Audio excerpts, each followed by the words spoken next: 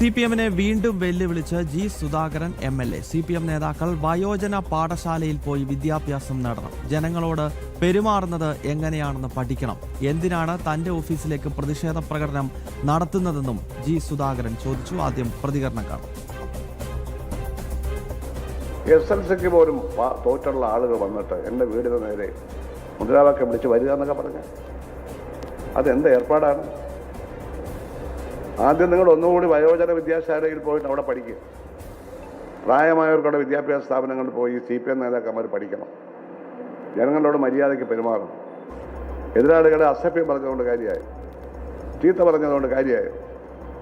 അതുകൊണ്ടല്ലേ മൊത്തം തോറ്റത്. CPM-കാർ ഇതിനകത്ത് കാണും. നിങ്ങൾ ചിന്തിക്കാൻ വേണ്ടി ഞാൻ പറയുകയാണ്. നിങ്ങളൊരു പാർട്ടി മാറണമെന്ന് ഞാൻ പറയുന്നില്ല. എൻ്റെ MLA ഓഫീസിലേക്ക് ഇവരെന്തിനാണ് മാർച്ച് നടത്തി ചീത്ത പറഞ്ഞത്? എന്തിനാണ് മാർച്ച് നടത്തി ചീത്ത? പോലീസ് ഇതിന് കൂട്ടാനാണ്. ഭരണം മാറിയൊന്നും ഇവിടുത്തെ പോലീസ് ഇതുവരെ അറിഞ്ഞിട്ടില്ല.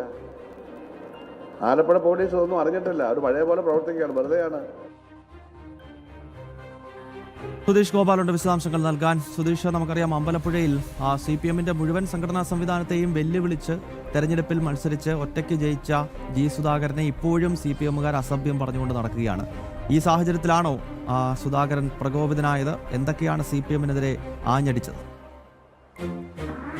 കഴിഞ്ഞ കുറേ ദിവസമായി തന്നെ CPM ജി സുധാകരൻ പോര് ശക്തമായി തുടരുകയാണ്. അതിനിടയിലാണ് കഴിഞ്ഞ ദിവസം നീർക്കുന്നം ഹൈസ്കൂളിലെ അവിടെ നിന്നും മണ്ണ് മാറ്റിയതുമായി ബന്ധപ്പെട്ട് പരാതി ഉയർന്നിരുന്നു. അവിടെ വെള്ളക്കെട്ട് നിറയുകയും സ്കൂളിന് മറ്റാരുമായി ആലോചിക്കാതെ അവധി കൊടുക്കുകയൊക്കെ ഉണ്ടായ ഒരു സാഹചര്യത്തിൽ ജി സുധാകരൻ അവിടെ പരിശോധനയ്ക്ക് എത്തുകയും CPM നേതാക്കളാണ് അവിടുത്തെ PTA-യുടെ ഭാരവാഹികളും മറ്റും. അങ്ങനെ അവർ തമ്മിൽ തർക്കമുണ്ടാകുന്ന ഒരു സാഹചര്യം ഉണ്ടാവുകയും അത് ചെറിയ തോതിൽ സംഘർഷത്തിലേക്ക് വരെയും പോലീസ് കേസിലേക്ക് വരെയും കലാശിച്ചു. അതിനെ തുടർന്നും CPM നേതാക്കൾക്കെതിരെ രൂക്ഷമായ വിമർശനം ജി സുധാകരൻ ഉന്നയിച്ചിരുന്നു.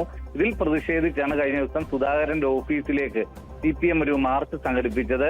ഈ മാർച്ചിനെയും വിമർശിച്ചാണ് ഇപ്പോൾ ജി സുധാകരൻ രംഗത്തെത്തിയത്. അതിൽ ഏറ്റവും പ്രധാനമായും ജനങ്ങളോട് എങ്ങനെ പെരുമാറണം എന്ന കാര്യം CPM മെമ്പർമാർ അത് വയോജന പാഠശാലയിൽ പോയി പഠിക്കണം. അത്തരത്തിൽ പെരുമാറിയതിന്റെ ഫലമാണ് ഈ തെരഞ്ഞെടുപ്പിലുണ്ടായ തോൽവി എന്നതും അതോടൊപ്പം തന്റെ ഓഫീസിലേക്ക് എന്തിനു മാർച്ച് നടത്തണം, അതിന് പോലീസും സഹായം ചെയ്യുന്നു, പോലീസ് ഭരണം മാറിയത് അറിഞ്ഞിട്ടില്ല എന്നതടക്കമുള്ള വിമർശനവും തനിക്കെതിരെ ഈ ഒരു സമീപനം തുടർന്നാൽ ശക്തമായ രീതിയിൽ പ്രതികരിക്കും എന്നുമാണ് ജി സുധാകരൻ വ്യക്തമാക്കിയിരിക്കുന്നത്. അതേസമയം ജി സുധാകരന്റെ സമീപനം പാർട്ടി നേതാക്കളോടുമുള്ള സമീപനവും വിമർശനവും ഒഴിവാക്കണമെന്ന മുന്നറിയിപ്പുമായാണ് CPM കഴിഞ്ഞ ദിവസം രംഗത്തെത്തിയത്.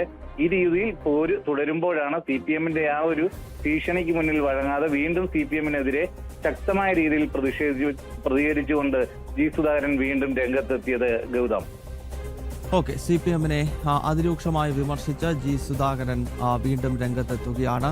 വയോജന പാഠശാലയിൽ കൊണ്ടുപോയി CPM നേതാക്കളെ ഇരുത്തണം. എങ്ങനെയാണ് പൊതുസമൂഹത്തോട് മര്യാദയ്ക്ക് പെരുമാറേണ്ടത് എന്നതിനെപ്പറ്റി CPM-കാർക്ക് അറിയില്ല. അതിനായി ഇനിയും ഇവരെ കാര്യങ്ങൾ പഠിപ്പിക്കേണ്ടതുണ്ട് എന്ന വിമർശനം സുധാകരൻ നടത്തുകയാണ്. സുധീഷ് ഗോപാലാണ് വിശദാംശങ്ങൾ നൽകിയത്.